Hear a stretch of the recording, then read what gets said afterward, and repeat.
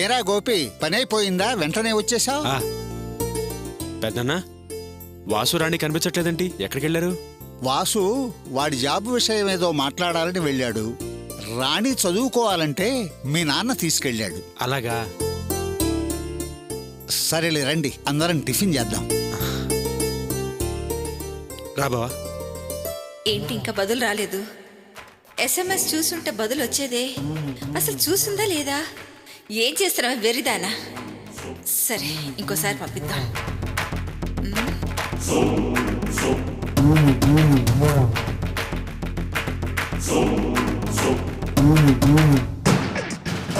గుమ్మడికాయ వంక చెప్పి అపశకును అన్నా పట్టించుకోలేదు. బలవంతంగా చింతపండు వేసి పాలు విరగొట్టినా పట్టించుకోలేదు. దేవుడా, ఎలా ఆపేది? ప్రతిదానికి శకునం చూసుకునే మా అత్తయ్య కూడా సైలెంట్ గా ఉండి సర్దుకుపోతున్నారేంటి? ప్లీజ్ ఏదైనా ఐడియా ఇవ్వు.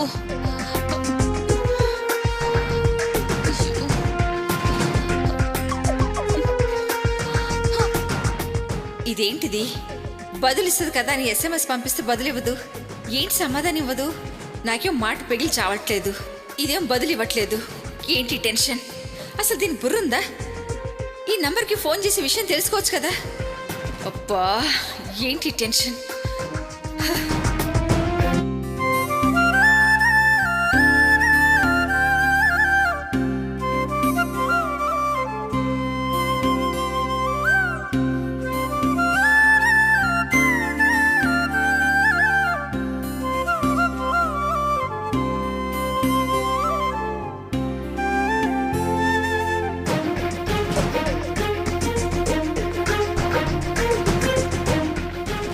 అయ్యో, ఏం చేస్తుంది చెవిటిది? నేను ఇక్కడ టెన్షన్ పడుతుంటే కొంచెం కూడా కామన్ సెన్స్ లేదు. అసలు అక్కడ ఏం జరుగుతుందో తెలిసి చావట్లేదే. ఒక ఆన్సర్ కూడా ఇవ్వట్లేదు కదా. సరే, మళ్ళీ మెసేజ్ పంపిస్తాను.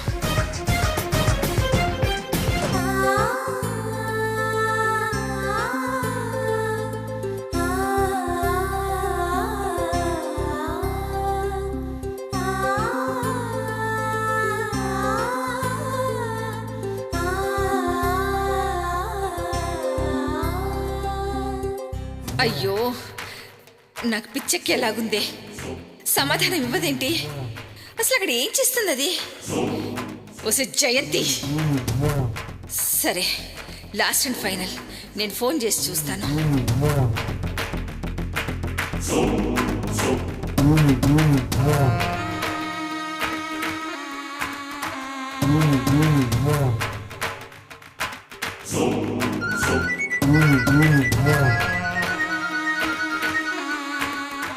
ఓ పట్టాన తీయదేంటి? అసలు ఏమైంది దీనికి? ఇంకా అందరు ఉన్నారా? ఉన్నా ఎలాగలాగో మేనేజ్ చేస్తుంది. అప్పుడు వదిన ఫోన్ రింగ్ అవుతుంది. జయంతి, నీదే, నీ ఫోనే రింగ్ అవుతోంది చాలాసేపటి నుంచి.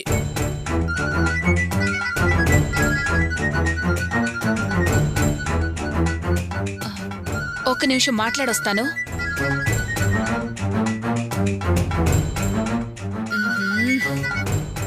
హలో. ఏమ్మా, ఫోన్ కోసం నేను వెతుకుతున్నాను, ఫోన్ మీరు తీసుకున్నారా? ఏం చేస్తున్నారు ఫోన్తో? ఎక్కువ మాట్లాడొద్దు, స్ట్రెయిన్ వద్దని చెప్పారు కదా. మీకు చెప్పడమే పెద్ద పని అయిపోయింది. పెద్దవాళ్ళు కాస్త ఆలోచించుకోండి.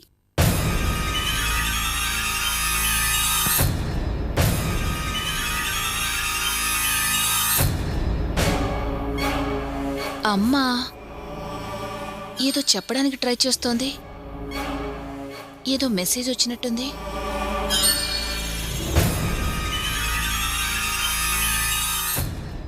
గోపీకి తన కుటుంబానికి ఏ బంధము బంధుత్వము ఉండకూడదన్న విషయం గోపీకి తెలీదు. ఈ విషయాన్ని సరిగా ఉపయోగించుకొని బాణం వదులు. Super matter. ఓ, అమ్మ ఇది చెప్పడానికి ట్రై చేసిందా? పాపం, ఈ విషయం నా చెవిలో వేయడానికి ఎంత కష్టపడింది. పిచ్చి బుర్ర, నాకే అర్థం కాలేదు.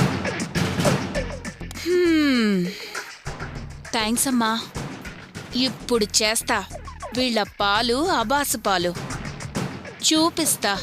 నా శకునాల పవర్. మరి మేము వెళ్ళొస్తాం బావగారు. అదేంటి అలాగేనండి. అప్పుడే బయలుదేరతారా? కాసేపు ఆగి వెళ్ళండి. పర్వాలేదు అల్లుడు గారు, ఇప్పుడు నా మనసుకు చాలా తృప్తిగా ఉంది. వస్తామండి. స్టీల్ సెంటర్కి వెళదామంటే వద్దన్నారు. ఇప్పటికైనా మించిపోయిందేమీ లేదు. మీరేం మొహమాట పడొద్దు. మావయ్య గారు, వేరే కాపురం ఉన్నప్పుడే ఈ ఇంటికి కావాల్సిన సామాన్లన్నీ నా డబ్బులతో నేనే కొనుక్కోవాలని నిర్ణయించుకున్నాను. దయచేసి మీరు ఇబ్బంది పడద్దు ప్లీజ్. సరే అల్లుడు గారు, వస్తాం బావగారు. మంచిదండి. అమ్మా అర్చన, వెళ్ళొస్తాను తల్లి. అలాగేనమ్మా. ఇవాళేనమ్మా నేను నీ దగ్గరుండి కాస్త తృప్తిగా సంతోషంగా ఇంటికి తిరిగి వెళ్తున్నది. ఇక నుంచైనా నీ సంసారం చక్కగా సాగాలి. నేను అప్పుడప్పుడు వస్తుంటాలేమ్మా. అలాగేనమ్మా. బావా, మేము వెళ్ళొస్తాం. మంచిది బావా. అమ్మా, మేము బయలుదేరుతాం. అలాగే అన్నయ్య. అర్చన బాయ్. సరే కావ్య. అర్చన, వెళ్ళొస్తాం. అలాగే నీ వదినా. కొత్త కాపురం జాగ్రత్తగా చూసుకో, సరేనా? గోపి, వెళ్ళొస్తాం. అలాగే. మా అర్చన్ని సుఖంగా చూసుకో. ఇద్దరూ కలిసి సంతోషంగా ఉండండి. మా అత్తగారు చెప్పిన కండిషన్స్ అన్నీ పాటించండి, సరేనా? ఏమండి, పాటించాలనే కదా అన్ని కండిషన్స్కి ఒప్పుకుని వేరే కాపురం పెట్టింది. మీరేం వరీ అవ్వకండి. నాకెందుకు వర్రీ? ఇద్దరూ కలిసి వేరే కాపురం పెట్టారు, బాగానే ఉంది. ఇందాక అటెళ్ళి ఇటు రాగానే మా చెల్లెక్కడా, మా తమ్ముడెక్కడా, మా నాన్నెక్కడా అని అడిగావే, అదే మంచిది కాదని చెప్తున్నాను. అది మా అత్తగారి ముందు అడిగావు కదా, కాస్త ఆరాటం తగ్గిస్తే మంచిది. అదేమో ఆరాటం కాదమ్మా, వాడు మామూలుగానే అడిగాడు. వాడి తత్వమే అంతా. నేనేం కావాలని అడగలేదండి, ఆఖరోజు కాబట్టి మేమేమీ అనుకోం. కాని ఈయనగారొచ్చి పోయి మా అత్తయ్య ముందు అడిగాడు. ఆవిడ మనసు కాస్త నొచ్చుకుంది. ఇలా అయితే మా అత్తగారు పెట్టిన షరతులకు అర్థమేముంది? ఈయన అంగీకరించిందేముంది? ఏం గోపి? ఏంటి ఆఖరి రోజా? అదేం మాట? అత్తగారికి నచ్చలేదా? దేనికి? అసలు నేనేం చేశానని? లేదు లేరా, నువ్వు ఆ ఇంటి నుండి ఈ ఇంటికి వచ్చావు కదా, ఆ ఇంటి నుండి నువ్వు ఈ ఇంటికి వచ్చిన లాస్ట్ రోజునే ఆ అమ్మాయి అభిప్రాయం, అంతే కదమ్మా? ఎందుకండి మీరు కన్ఫ్యూజ్ అయ్యి అందర్నీ కన్ఫ్యూజ్ చేస్తున్నారు? ఆ అన్ని కండిషన్స్ గోపికి తెలుసు కదా, తెలిసే కదా అన్నిటికీ ఒప్పుకున్నాడు. తెలుసమ్మా, తెలుసు, పూర్తిగా తెలుసు. అన్నదే 10 సార్లు కండిషన్స్ అని మళ్ళీ రిపీట్ చేస్తావెందుకు? అంతా నేను చూసుకుంటా కదా, మీరు బయలుదేరండి. మీరు ఒక్క నిమిషం ఆగండి. పెద్దన్నా, వాళ్ళు నాకేదో చెప్పాలని చూస్తున్నారు. నువ్వు మాట దాటించేస్తున్నావు. దీన్ని బట్టి చూస్తే నాకు తెలియని విషయం ఏదో ఉంది. ఏంటది? ఏం లేదు లేరా. పెద్దనా, ఒక్క నిమిషం. ఏంటండి? లాస్ట్ రోజు ఫస్ట్ రోజా? నేనింటికొచ్చి నా తమ్ముడు చెల్లి గురించి అడిగితే మా అత్తగారి కోపం వస్తుందా?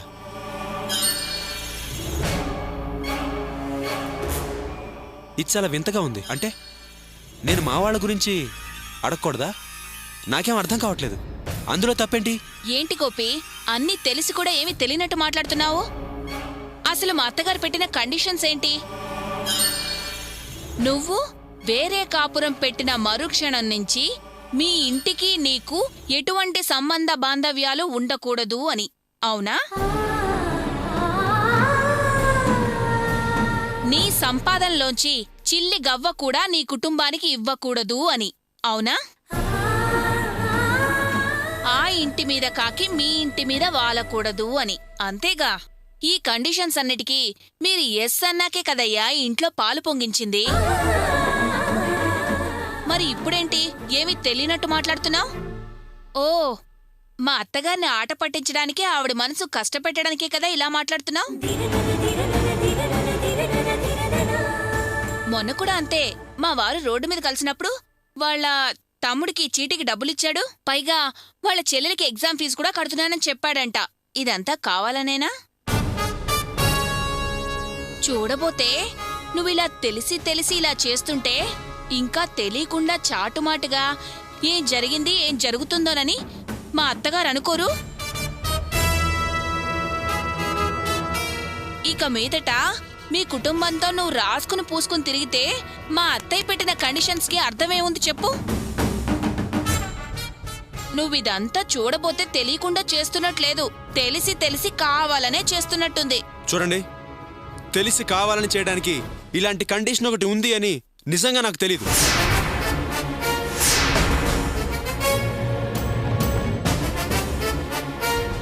అయినా నాకు తెలియక అడుగుతాను, మీరు తమాషా చేస్తున్నారా లేకపోతే కొత్త కాపురం పెట్టానని ఆట పట్టిస్తున్నారా? ఆట పట్టించడానికి నాకేం అవసరమయ్యా? అయినా ఆట పట్టించడానికి ఓ వరుస అంటూ ఉండాలి. ఏ, నీకు తెలియకుండానే నువ్వు వేస్తున్నావా? నేను ఎస్ చెప్పడం ఏంటండి? నిజం చెప్తున్నాను, నిజంగా నాకు ఈ విషయం తెలీదు. ఏంటి తెలీదా? ఇదేమైనా చిన్నపిల్లల ఆట లేకపోతే మేమందరం వెరివాడలా కనిపిస్తున్నావా? ఏంటయ్యా నువ్వు అనేది? ఇది నా కూతురు జీవితానికి సంబంధించిన విషయం, సమస్య కాకూడదు.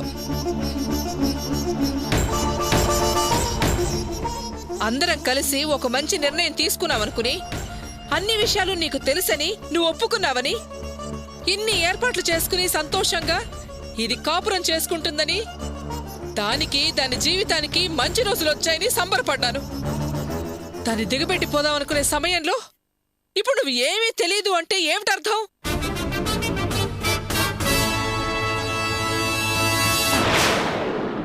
ఏమండి, ఏంటండి ఇది? మీరేం మాట్లాడుకున్నా నించున్నారేంటి? మీరన్నీ తెలిసిన పెద్ద మనిషి కదా, మీ అబ్బాయి అడుగుతున్నాడు, చెప్పండి. మీకే కదా మా షరతులన్నీ చెప్పింది, మీరే కదా అన్ని వివరంగా మీ ఇంట్లో వాళ్ళకి చెప్పింది. ఇప్పుడు ఆయన గారు ఏమి తెలియనట్టు అడుగుతున్నాడు, బదులు చెప్పరే? ఇలా మౌనంగా ఉంటే ఏంటండి అర్థం? మాట్లాడండి, అతను అడిగే వాటికి సమాధానం చెప్పండి. ఏం బావగారు, మాట్లాడండి. మాట్లాడకపోతే ఎలా? మేం మీకు చెప్పిందంతా నిజమే కదా. అలాంటప్పుడు జయంత్ అన్నది అబద్ధం ఎలా అవుతుంది? మీరు మీ తమ్ముడింటికెళ్ళి చెప్పుంటారని మేమంతా అనుకున్నాం. ఇంతకీ అల్లుడు గారికి ఈ విషయం తెలుసా తెలీదా? వాడికి తెలీదు బావగారు.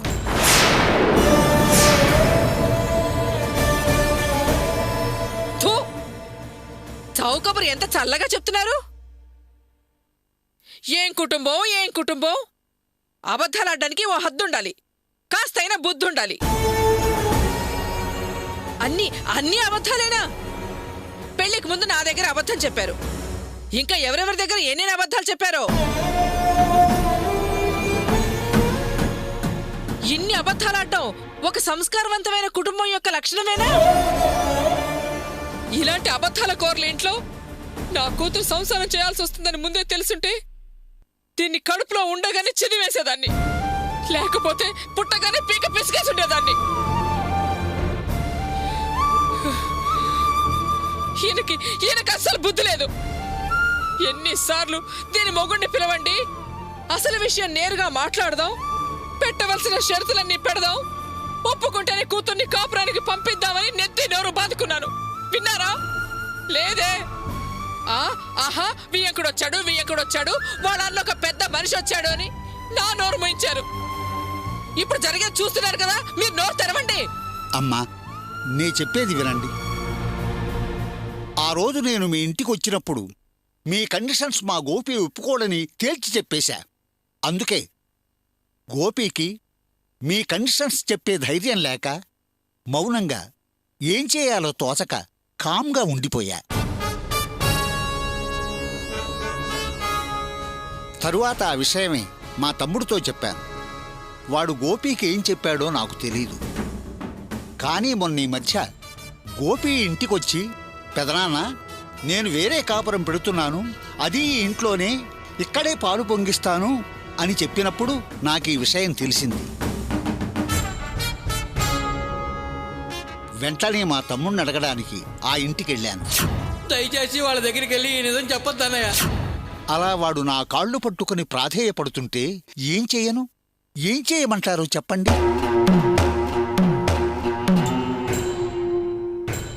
తమ్ముడి మొహం చూసి మౌనంగా ఉండిపోయాను.